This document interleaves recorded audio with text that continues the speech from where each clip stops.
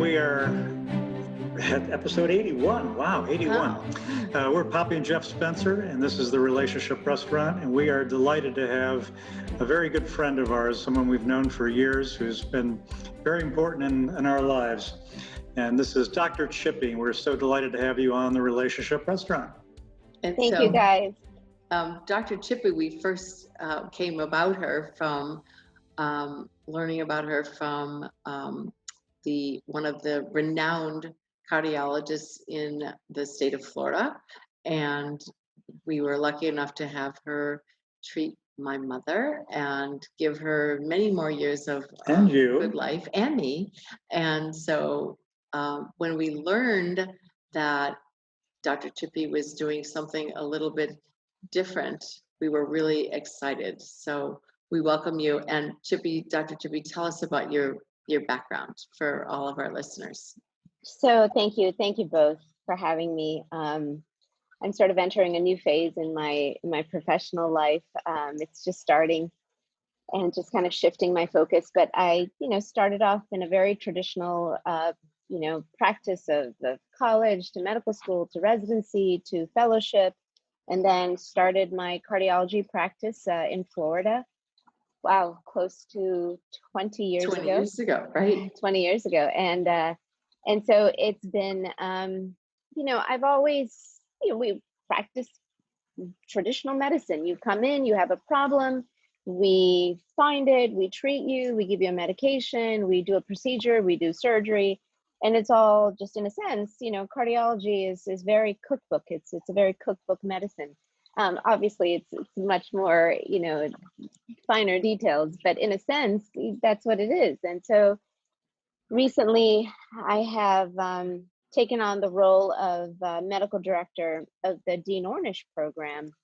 And that has really highlighted the importance of our day-to-day lifestyle choices in terms of how we can truly heal and how we can change disease expression and change disease progression.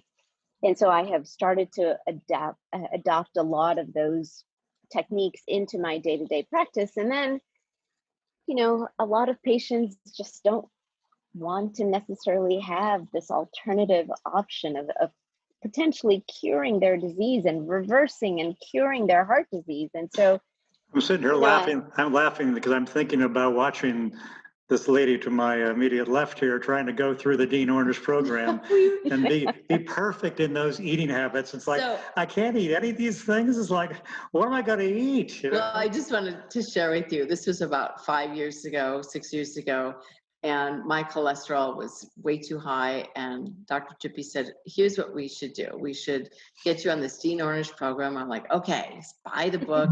I get the templates.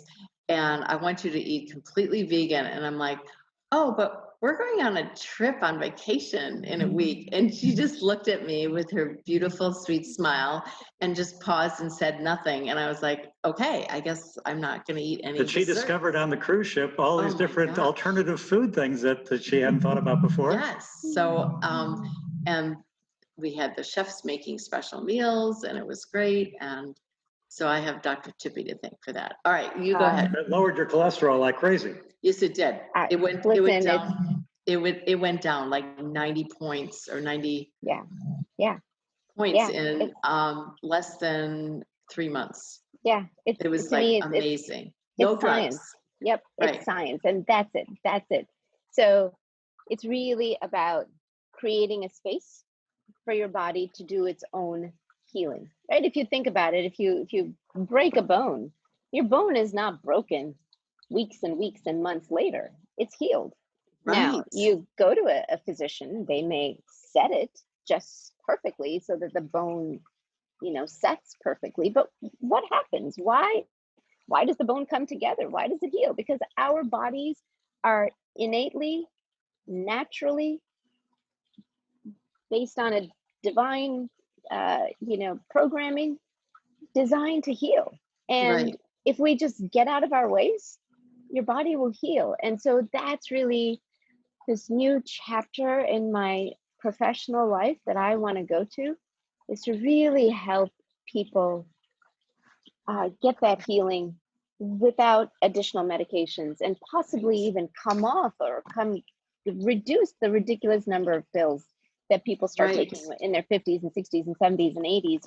Polypharmacy is a big deal. And so that's really my focus, is to look at all aspects of what in your life is creating a disease, and how can we address it, and how can I help you optimize your health and well-being. So that's my focus. Yes. So it's a lot of preventative too. Yes, It's of course. fundamentally preventative. Yeah, if you have disease, then let's reduce the progression, if not reverse the disease. If you don't have disease, how do we continue to maintain your optimal health? Right. And so there are people that don't even have weight issues, but they have like super spiked cholesterol, right? The stress hormone, the cortisol levels are high.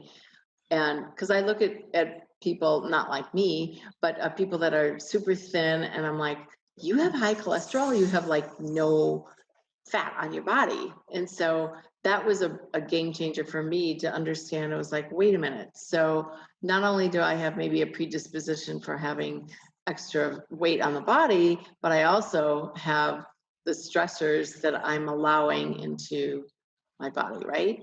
Yeah, there's a subgroup of individuals that are thin but metabolically unhealthy, and that we don't necessarily equate that to disease, but Right. it's all about, and I really stress to people, I don't want you to do this lifestyle because I need you to lose weight. I said, Right. there are 20% of individuals that are perfectly in that BMI scale, in that ideal Right. weight category, that are completely metabolically unhealthy. And so it has to do with the inner metabolic health. And as you said, I tell you, I cannot stress how important stress is, and management of stress, to change disease, because stress is fundamentally at the heart and soul of why disease happens. Right. That's going to be a good segue word right there. What kind of triggered you to kind of change the way you look at medicine and your practice and your life? Was there any certain events that kind of got you moving that direction? Yeah, I mean, it's like the universe took the rug of life and just like yanked it, and I literally went spinning, fell down, broke into a million pieces. I have two young, innocent, amazing, perfect daughters that I had to be accountable for, and it was a long rebuilding process. But I use this word kintsugi to explain my life.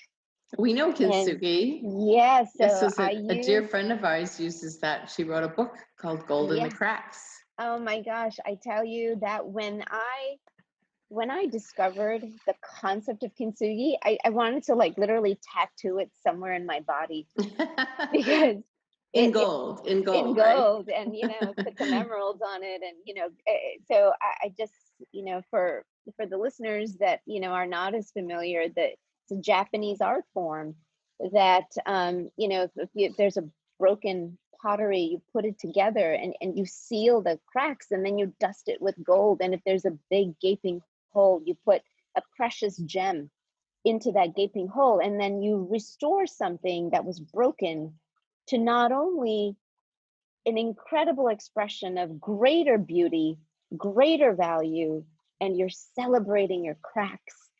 And that Right. is literally what I did with my life. I shattered,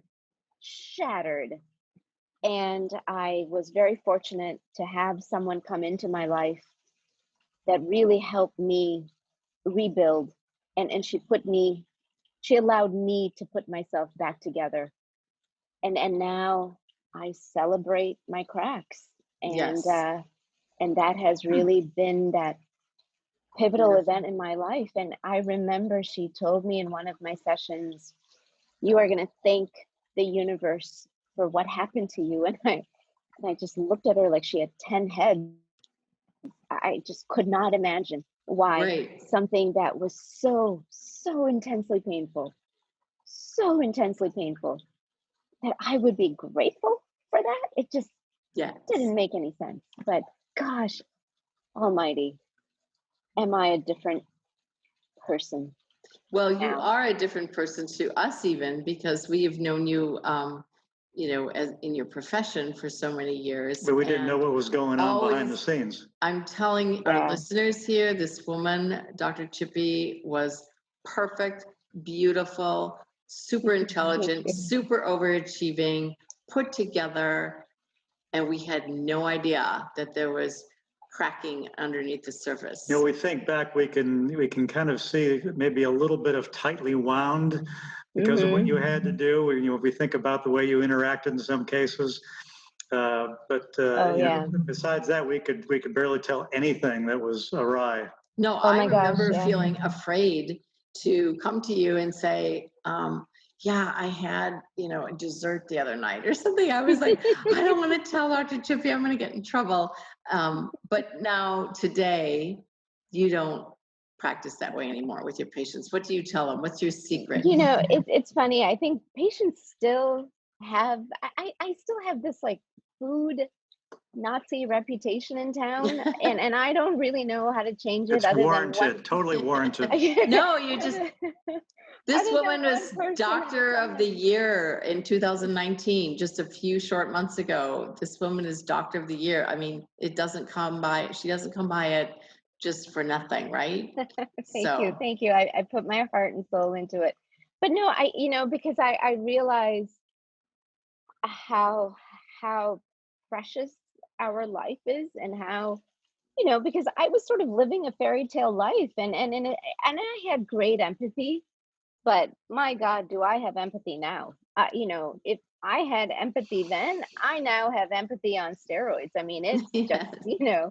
I realize truly we're all living this human experience, and we're all so vulnerable, so fragile. Yes. And if someone as, intelligent and academically driven, and I had all my stuff together, then how did this happen to me? Right. And then I thought, okay, this happened to me. And so what about those poor guys that don't have that infrastructure? I had parents that just doted, and they loved me, and they still love me so intensely. I was loved by my patients, loved by my community. How did this happen to Definitely. me? And then I thought, my God, what about that other individual who doesn't have, even 10% of what I have? Yes. How did they go through their day? So I really just understood now. I understand now with a greater degree of just how vulnerable our lives are. And I tell people, look, scientifically, there is an ideal way to live. There's an ideal way to think about things. Scientifically, I'm going to tell you, if you want to have a certain amount of health, you need to exercise. You need to have nutrition. You need to foster love and connection. And that's, to me, I kind of appeal to people based on science. And sometimes it takes a while for things to set in, and that's okay too. And sometimes it doesn't, and that's okay too, because we're all living this human experience, and who you are and what your shoes are, only you know. I have no way, and no way will I ever judge you. So I've gotten a lot less black and white about it. Right. And I think it's And the I right think direction. you said if you could give people like one tip, it would be to just do 2% Yeah, of because some of something, of because any, otherwise it's yeah, overwhelming, it's right? overwhelming. I mean, there are people that can go on some immersion therapy, and they just like come out, they're all in. They tell me, don't give me a middle ground because I don't want it. Just give it to me and I will do it. There is a tiny percentage, and those people, actually a lot of them just take off and they fly and they're good. But most of us are not that. And we do need that time for it to sink in. And it takes time to change behavior, to change that wiring in the brain. Yes. And so absolutely. So now there's actually data that if you just do 3% change with, with adding some, really good fruits and veggies into your diet, you actually start to see cardiovascular benefits. So I'm not going to tell you do all or none, because Yes. there's nothing in the middle, because life Right. is way too gray for that. Yeah, and we live life in the middle, right? Don't we? Yes. Don't we Yeah. pretty much? I Yeah. mean, I don't, on the other spectrum, I don't think it's great. I've seen people that are too extreme, and very rigid in what they allow and don't allow, and there's no flexibility. And I was thinking, Right. doesn't that make those stress hormones kind of go go up? Well, it's interesting. It's all how they process it. So for them, if it gives them, that structure and that rigidity works for them, you know, go for it. It's really about how you process it, and Right. whether you're turning on that, limbic system of crazy stress response or not. And so, at the end of the day, that's what comes down to. And I've also found that, and this is just my personal experience, is no matter what you do, and this was highlighted, a patient of mine came in, she's younger than me. So I'm going to say she's really young, because, as you get older, Incredibly young. Yes, right. well, I mean, no, I mean, gosh, I'm 50 this, this year. So Oh, now well, I'm happy like, birthday. thank you. I'm like, 50's She young. looks 20, right? Right, people? She looks 20. So she's younger than me. She came in with a heart attack, and I'm looking at her. She is like she has 0% body fat, and I'm like, oh, she's probably eating junk. No, she's plant based, and she's been plant based for years. And then I said, well, what do you do in your pastime? She goes, I run marathons. I'm like, Oh, how is that possible? And it turned out that she just had this incredible level of stress on a very inner core personal level. yes. And so there are things that, that are so objective that make sense, like, yeah, eat right, exercise, and you won't get disease. And in fact, the picture is so much more complicated. And in my experience, meditation has been my savior. I had a meditation practice when I was really young. I let it all go. And now, if there's anything really that has changed in my life, it's meditation. I meditate Beautiful. now consistently, twice a day, every day. And it has completely changed my outlook. And, it's neuroplasticity, right? It Right. rewires the brain. It actually decreases the density of your amygdala, right? That part of that brain that just The goes fear stress, stress, stress, center. stress, stress, stress, Yeah. stress. Yeah. And it improves the connection to the prefrontal cortex. And so you're able to process, you're able to, kind of tone down. And I, and it's funny because my kids are like, Mom, you're You so calm. Like, chill. You're how, so like, chill, yeah, like mom. how did you not get mad at me for that? So Yeah. it's certainly, it's been a big payoff for me. I know our listeners are probably thinking back to talk about being so broken. And of course, this is the relationship restaurant, and We one talk of, about heart healthy yeah, you'll be glad to communication. know we talk about heart healthy all the time. I love it. And but tell us kind of what got you so broken. I know it's so much of it was your relationship. Yeah, I mean, I married a prince. I mean, the man was beautiful A to prince me. as a real live prince, or a A prince, prince of a guy. prince of a Prince guy? of a guy, right? Okay. He checked off all my little boxes. And I waited, till I was 28 to get married. And and I come from this very traditional Indian culture. You're married by 22, Yeah. 23, you're pushing it, 26, you are over the hill. You're an Right. old maid. Oh And my I gosh. was 28. My mom is like, he doesn't speak our language. That's fine. He's brown. Okay. That's all. He's a doctor. Great. You're getting married. Great. So, he was kind. He was brilliant. He is brilliant. He was, he was just a prince. He put me up on a pedestal, and I lived this fantasy life in a sense. Although throughout my 15-year marriage, I always kept asking him, I said, you're a plastic surgeon. Like, why am I working so hard? Why am I working 60, 70, 80, 90 hours. Oh my gosh. I worked 90 hours 2 weeks before I delivered my second daughter. Oh my And gosh. I'm a tiny woman, and my Yeah. belly was like out to, Right. and I there was no room for this baby. And I worked 90 hours with this kid's head, descended down on me. And then I remember thinking, how is this my life? But then he was so brilliant, so brilliant. And he created, like, in detail, this incredible life for me that I had no idea what was going on behind the scenes. No idea. All I know is that I lived in this beautiful house in an acre on the water. We had these crazy, gorgeous cars, and my husband at the time was just, he had all this time, but he was still making all this money, and he was taking care of my girls. I remember thinking, how lucky am I that this man is so devoted to our children, and he's so devoted to me. He would come into my work and say, babe, here's lunch. Oh, and by the way, I filled up the gas, so you don't have to worry about it. I just thought to myself, God, I'm a princess. I'm a queen. I'm just, I'm whatever.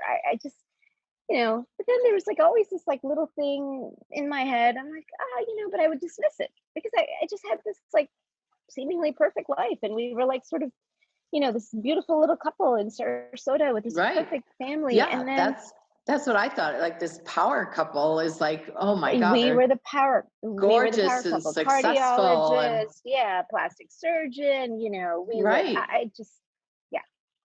And So then, what were the tiny little thoughts that you dismissed? Or like what was one of them? he, I, see, now I can only tell you looking back. Right. Of course. I That's was the way it is for very everyone. much everyone, right? I was I was alienated. My parents were not allowed to come to the house.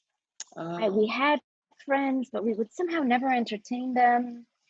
And, I would say, babe, why don't we invite so and so? He's like, no, I mean, why would you want that? You work so hard. You don't see the kids. You don't see me. Like Saturday and Sunday, that's our time, babe. That's our time. Like, it's just us, let's just enjoy us. And I'm thinking, my God, yeah, of course. Like, what kind of a selfish, of course. Like, that's stupid. Yeah, No, of I course, don't mean to babe. laugh. It's just like, it's so common from what we hear in our Oh my God. practice. Okay, so go ahead. And then my mom, I'm my parents' only child, and Oh, they would move heaven and earth for me, and they still do. But then, he would just say, you see how your mom just disrespected you? Do you see that? You're a cardiologist. You are not just a cardiologist, you're an amazing cardiologist. You have this great reputation in town. Look at all the effort that you went through to become a cardiologist. You overcame so much in life. And do you see how she disrespects you? And the first time, you're just like, that's just the Indian mom in her. Second time, the 200th time, when you may have been in an argument with your mom, and he just takes that opportunity to just inject just a single statement.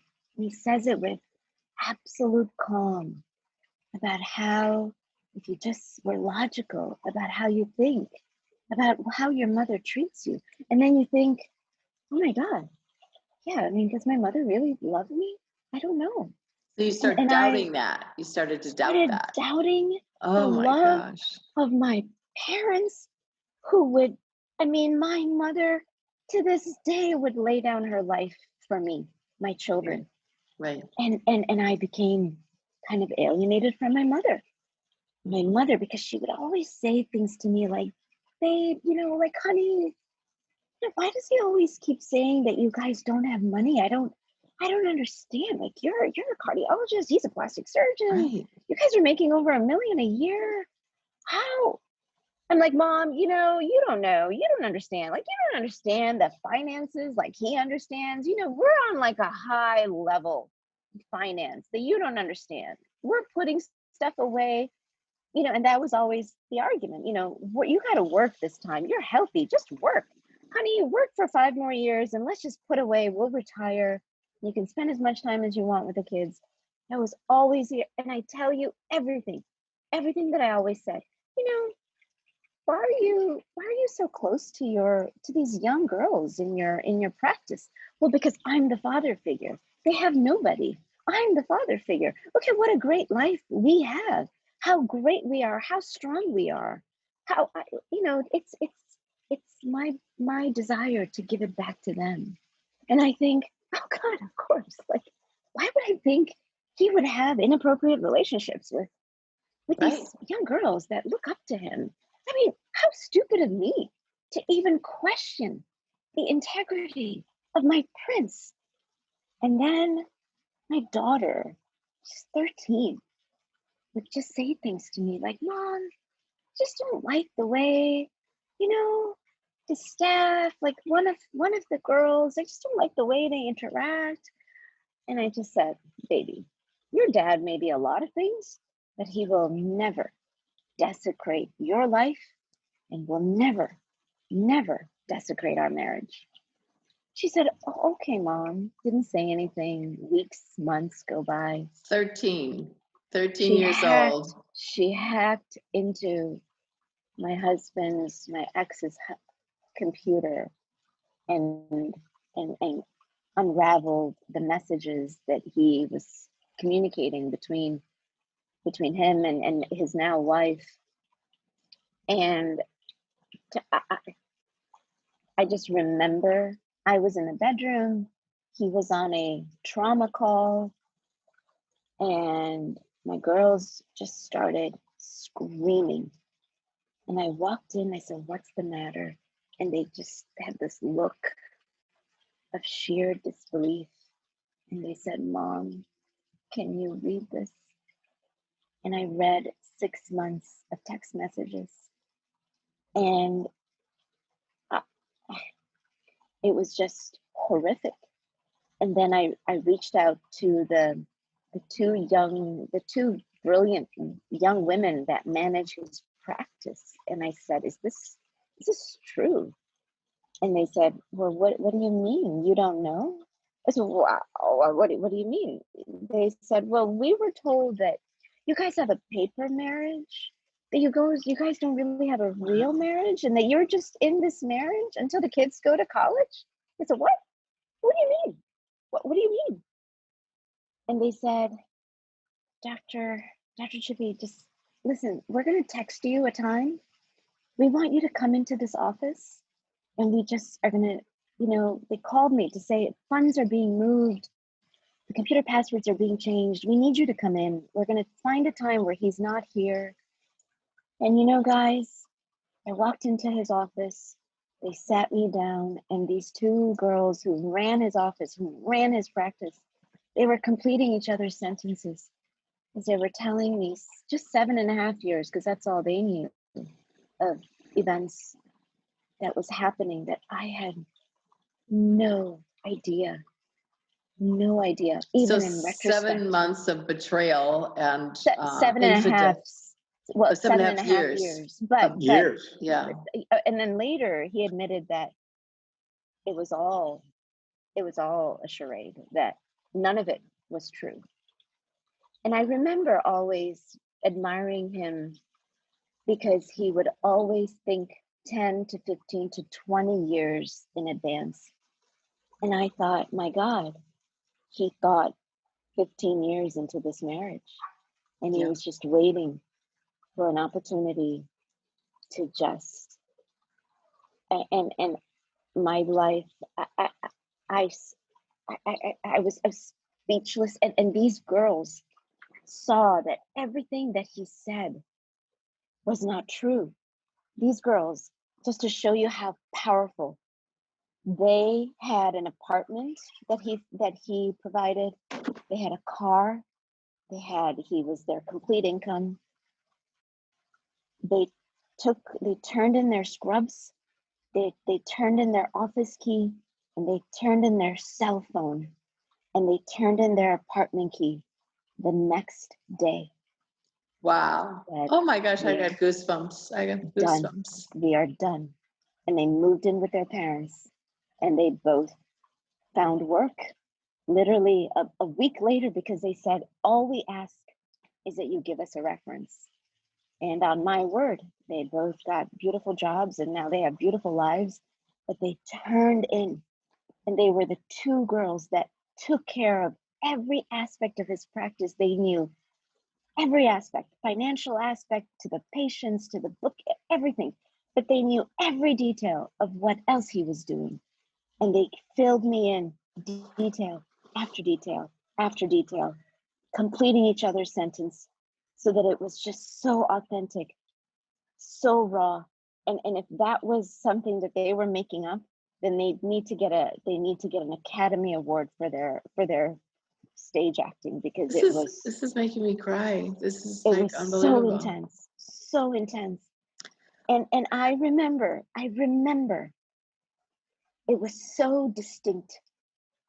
I finally got myself together. It was 2.5 hours of hearing what he was doing to me.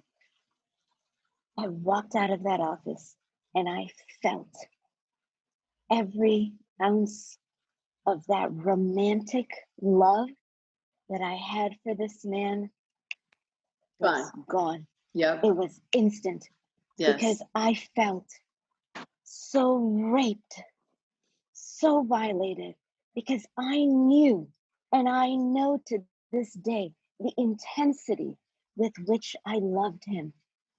I knew how pure my love was for him, Yes. and that he did that to me. He did that to me, someone that loved him to the core, that loved his craziness, that loved his disparaging that forgave the disparaging remarks to my parents, that isolated me. I forgave all of it because I always justified it. He did that to me. We have two of the most stunning, these two children, they're not only physically stunning, they are so stunning on the inside, such perfect souls. He did that to them. It was instant, and that was one of the greatest gifts that the universe gave me, is that I never looked back I never missed him romantically. And I am so grateful that I didn't, because there's so many women that are hurt by someone that they love, and they still harbor a love for them, Right. a romantic love for them. And I never had that pain. And I am so grateful that his actions were so vile, and that I had such self-esteem to some level. I had enough self-esteem that I never suffered in terms of missing him romantically. And I worked 2.5 years to not hate this man. I would have vivid visions of imagining him burning to death. Actually, not burning to death, burning, but staying alive, being 90% burned, and living in a pain, because I wanted him to feel the pain that I had. Because not only did he do this to me, the next time I saw him, I fell down at his feet and I was bawling, and he was stone-faced, and he looked down at me because he was sitting. I was on the floor, and I looked up at him and I said, "How did you do this to me?" He looked down on me and he said, "I did?" He said, "You did this. You created me." Wow, And he shifting the walked away. blame. Yeah. And I didn't know what to say. Right. All I felt was anger to a level that I can't even understand. It's indescribable. But I knew I had to get help, because I looked at my daughters and they loved this man. And I knew that I could not shatter his image. And the second gift that the universe gave me is that he shattered his image to my children. I did not have to say a single word. Right. He shattered his image. He did it all. I didn't have to say anything to them. I didn't have to justify my hatred. I didn't have to justify anything. He did it. He did it all. I just sat and watched him create this this Implosion. implosion. Yeah. Yeah. Wow. This is so powerful. Yeah, I think Dr. Poppy Chippy. and I are both kind of taken back at the moment here, Chippy. Yes. I mean, I You're- have so many stories, guys, you know, just, I mean, I have so much to, you know, it's so interesting because as the marriage was ending, because he was deep into this relationship, because I think he found that one person that allowed him to leave after 15 years of marriage. It took him 15 years to find her, but he did. And I didn't know, but it was like 6 months. So 6 months, it was strange that it was really odd energy in my house. And I kept getting physically injured. And I remember Wow. telling my mom, and you know, my mom is very traditional Indian, you know, with all these dogmas and you know, religious like upbringing and Beliefs. said, Yeah. oh, the house is cursed, you know, you need to uncurse the house. We need, you know, if we were in India, we would bring a priest. And I thought, well, you know, what priest am I going to? So I actually had a priest come to the house to bless the house. And then I actually went to Elysian Fields and then I said, can you recommend a feng shui healer? Right. And I had this feng shui person come to our house. And this was like before I knew anything. And I said, babe, we're going to have this feng shui person. And he's just like, what are you talking about? You know, I said, no, listen, it's like something's weird. Why am I getting hurt? I broke my leg. I Yeah. you know, I herniated my remember. back. I broke my arm. Like, what's going on? Like, something's going on. He's like, dude, your mom is crazy. You know, you're fine. I said, well, just go with me on this. Okay, let me just bring this person in. And this woman came in. She met me. She met him. She looked at me. She looked at him. She looked at my girls. She did her feng shui and she left. And in her feng shui, she said, in this side of the house, you need to create this landscape, a mound, put flowers, plants, and build it up like a mini hill. And that will be the grace of your family. And I said, okay. So I did. 6 months. We celebrated our 15-year wedding anniversary with the girls in Maui. We took them to all the places that we went to on our honeymoon. We came back home, renewing our 15-year marriage. And this mound in my massive yard is huge. Flowers and things are going crazy. And my marriage is going downhill at rocket speed until my daughter discovered this affair. And in you know, in my unraveling, I Googled Ayurvedic healing centers. And I found one in Florida of all, you know, mid Florida. And I called this lady and I said, I need to come and see you. I'm on vacation. The children are with their father. I'm falling apart and I need to be put together for the sake of my children. And she said, Dr. Chippy? I said, yeah. She goes, you know, you're my heart doctor. Oh my And she gosh. said, I gave you a card of this retreat. I gave it to you 2 years ago because something told me that I had to give it to you. Oh my God. And it gets better. It gets better. I'm driving, you know, State Road 70 to Central Florida. And I called the feng shui lady. And I called her. She picked up the phone. I said, and I'm, you know, visibly, I mean, I'm emotionally completely fallen apart. Distraught. Yeah. She said, Chippy, I know why you are calling me. And I said, you said that if I create that mound, that the grace the truth, the grace of my family will come forth. She said, yes, It has. Yes. the truth, and your grace will come forth. And it has, because I know why you're calling me. Oh my I said, gosh. what do you mean? She said, when I walked in, all I saw was pitch black when I looked into his eyes, and I looked at you and I saw oblivion. I looked at him, pitch black. I looked at you, oblivious. And I didn't say anything. Wow. And That's my amazing. story.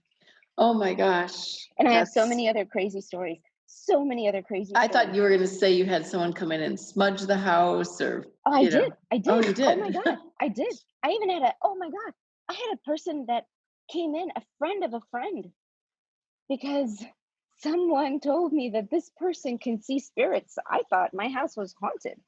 I had this beautiful woman come in, and she said, why don't we do a tarot card reading? And I said, are you kidding? I'm a scientist. I'm a cardiologist. I don't do tarot. What you nuts? She goes, come on. There's nobody here. It's just you and me. Let's sit outside. Let's do a tarot. Do you know? She predicted to a T what was happening. And you know what's even strange?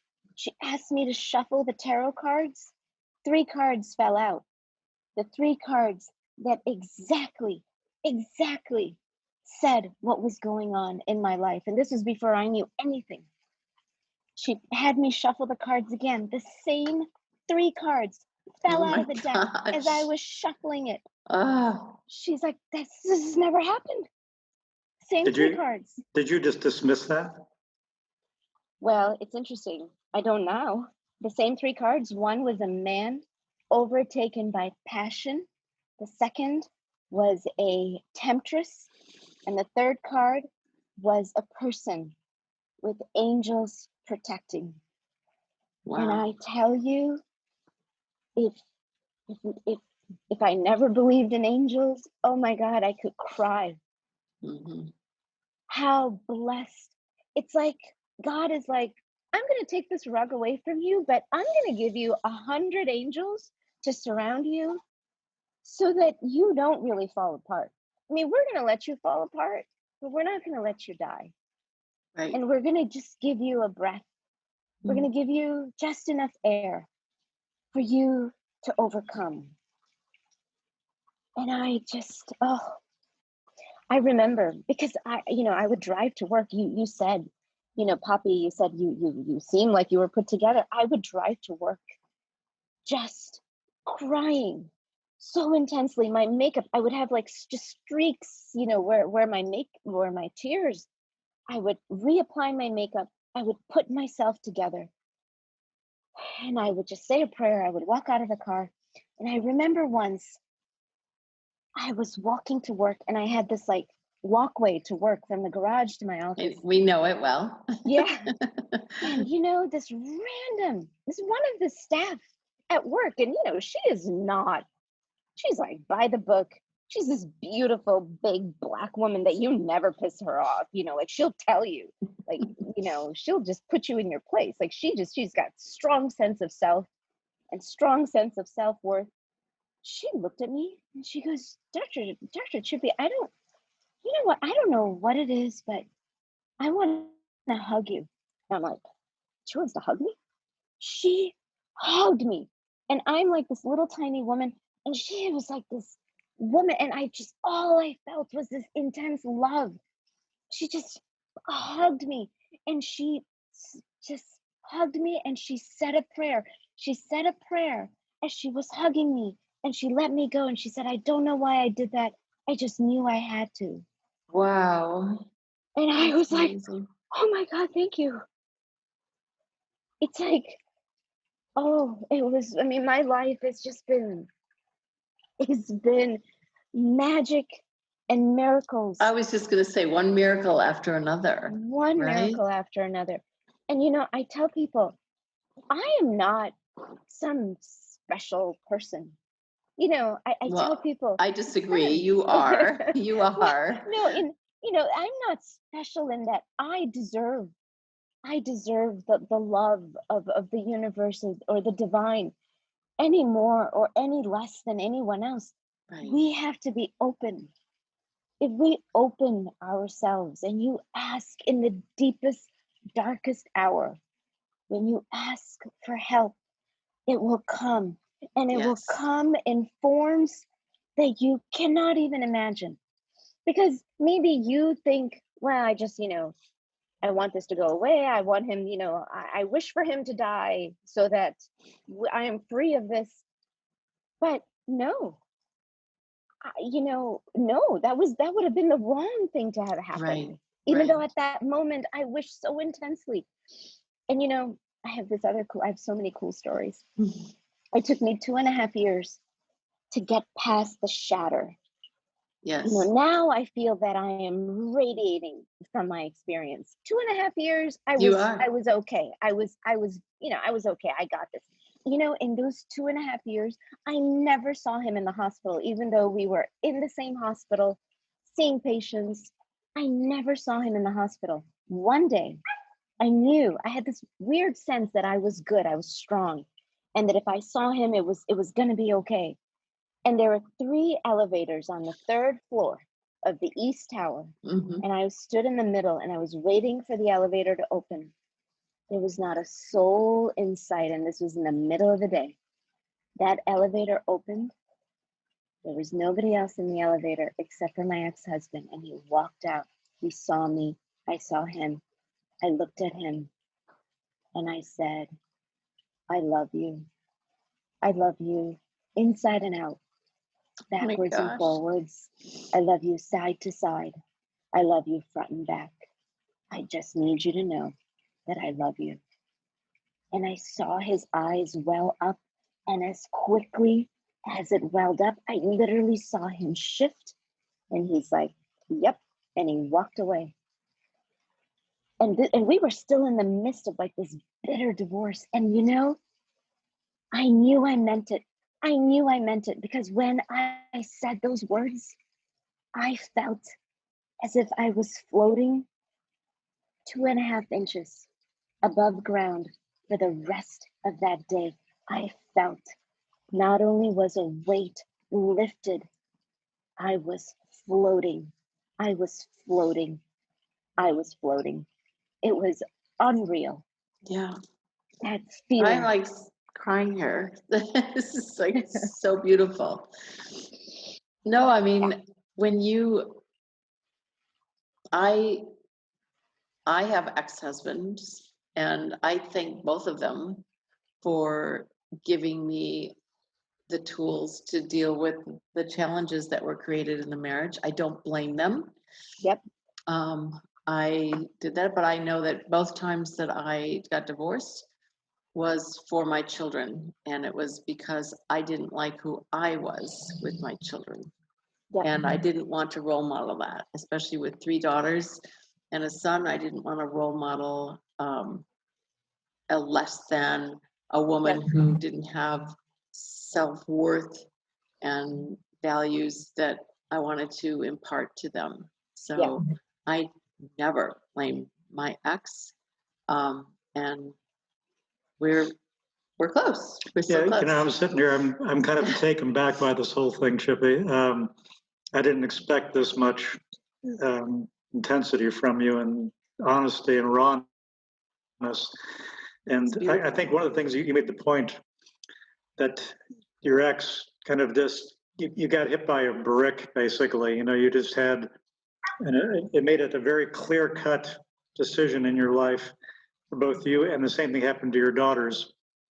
And I think for so many women, often in similar circumstances, they don't have that brick. It's often more of drips that take place. Yeah. It's more subtleties. It's not this overt, Well, but stunning in looking revelation. back, But in hindsight, back, right? I had so many drips that I should have been flooded. And to this day, I run into people. They look at me like, how did you not know? How did you not know? And I literally, like, they have to see my authenticity to understand that I really didn't know. But I guess but in yeah. What made your daughters at age 13 or 14, break into 15, his stuff. like, why were they he suspicious? well, because they were always, I was always working, so it was them, it was his current wife, and it was him. And I think they clearly, there were so many. I mean, they were not subtle about it. I mean, in a way they were, but they weren't.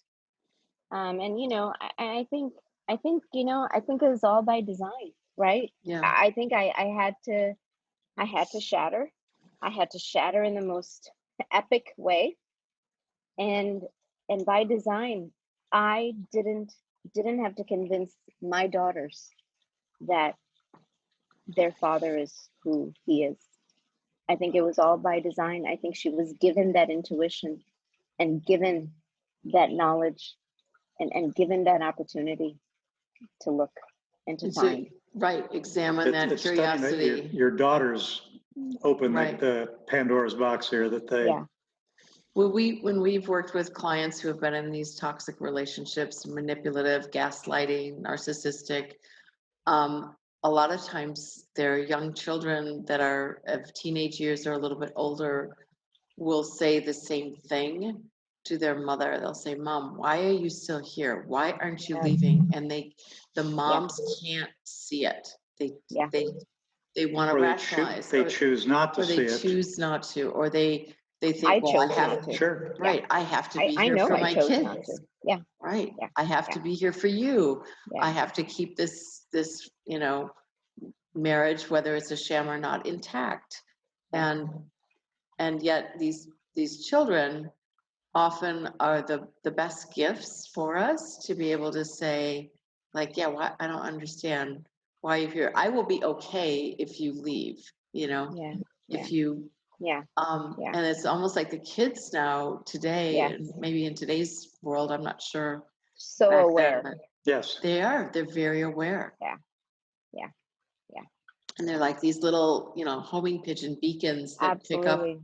all Yeah. that. Yeah. Chippy, They have been my saviors. what one thing, because Poppy and I are always helping women in these positions and trying to give them inspiration, and you are clearly doing that in a big way with just what you're sharing.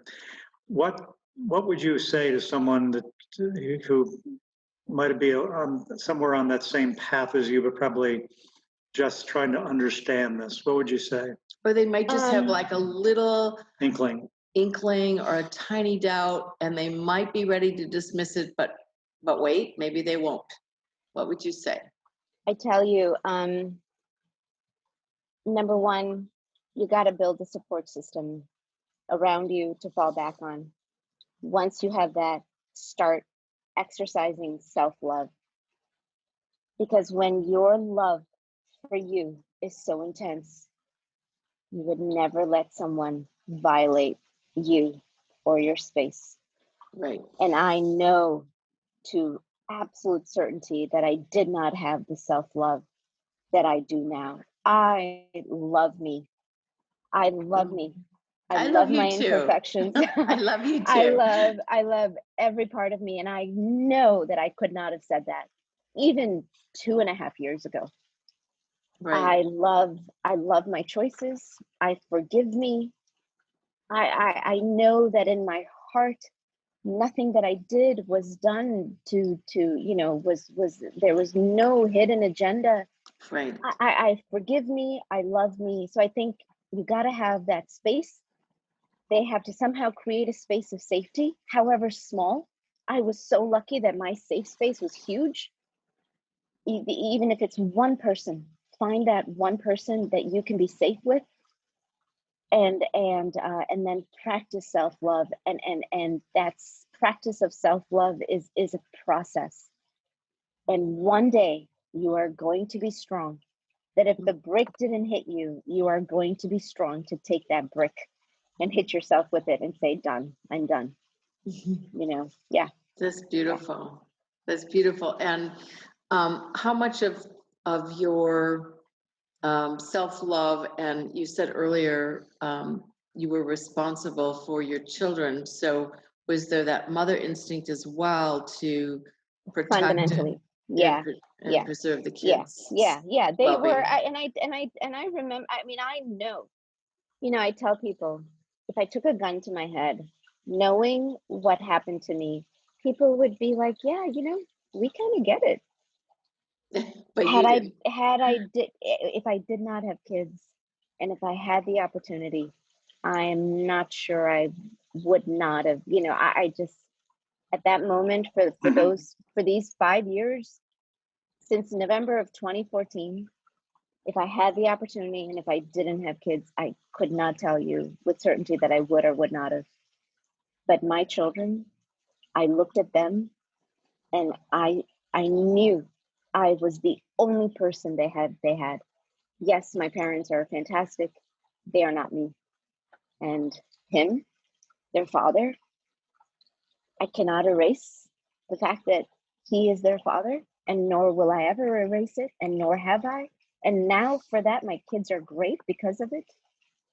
Yes. But I knew I could not leave them with a man that was not only narcissistic, but he was bordering on just not a father, not a Nope. father that they deserved. It's interesting So, because that's the first time that word just came up, narcissist. oh my God, you know, not the amorous narcissist, right?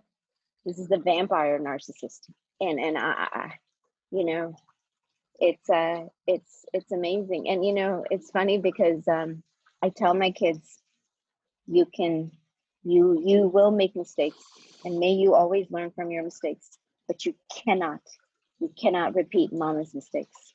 Mm-hmm. Don't repeat mine. You can make your own, and I will be there for you. Don't make mine. And I know with certainty that ultimately, when it comes time to choose their partner, they will not choose a narcissist.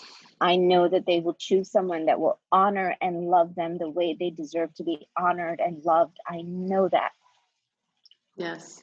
You know, unfortunately, so many, we see this happen so many times because if the children aren't exposed to the solution and just see the downside, they think that's normal. Yeah. And they will choose similar things. We've seen it happen since so Yep. many generations. Yep. Marry someone just like dad. Yep. Was or mom even. Yeah. There's often this The lack, victimized mom. Yeah. right? There's often this lack of conscious, intentional introspection, and so Yep. they default back to comfortable, familiar patterns. Yep. And well, before we end up here, would you be so willing to share a brief meditation with Oh, us? absolutely. Yes. So my new focus in life, and really to me, the Yeah. core essence, I just want to say that, you know, people can meditate for many different reasons, but ultimately the reason to meditate is to touch base with that divinity that sustains all of us. And so Wait, just wherever before you are, wait, before you start, we just want to say, if you're driving, please don't participate in this and part just now. listen Come to back. my words. Yeah, Yeah. just listen to the words, but don't close your eyes. And obviously, okay, thank you. Yeah. So if you're safe, if you can, sit upright. And ideally, I tell people, you know, not to lean, because we're not trying to put you to sleep. We're trying to actually increase awareness. And so sit up straight and open your hearts, because you want to straighten your spine. And as you straighten the spine, you will find that you will just automatically open your heart and close your eyes and just take a few breaths, but try to get the breaths as deep as possible. Breathe in deeply. Take a little pause at the top. Breathe out. And do that a few more times.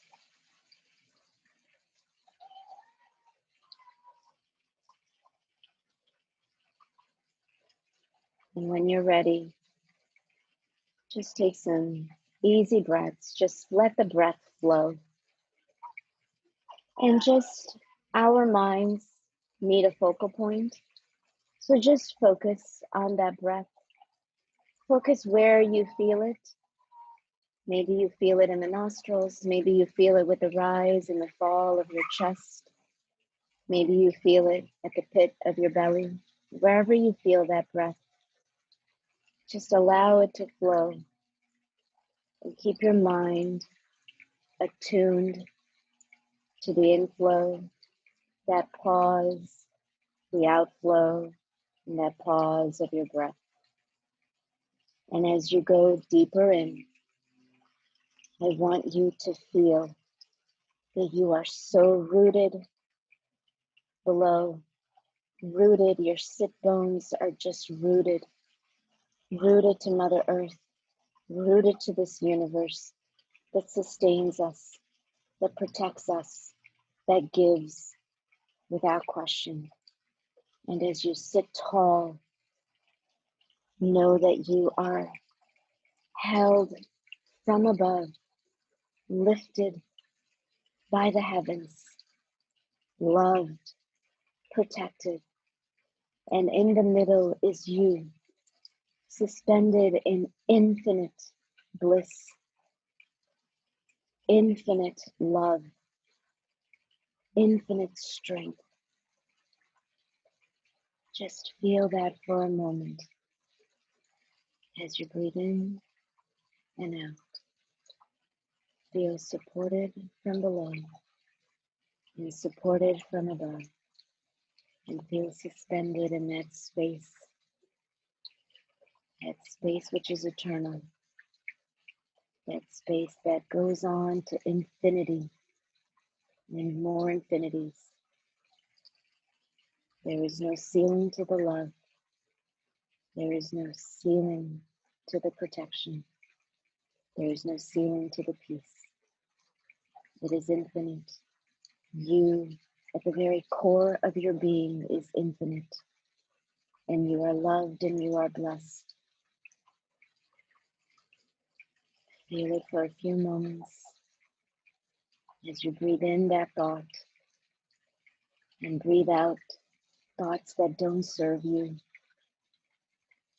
thoughts that don't belong in this space. And when you are ready, slowly open your eyes to the possibilities.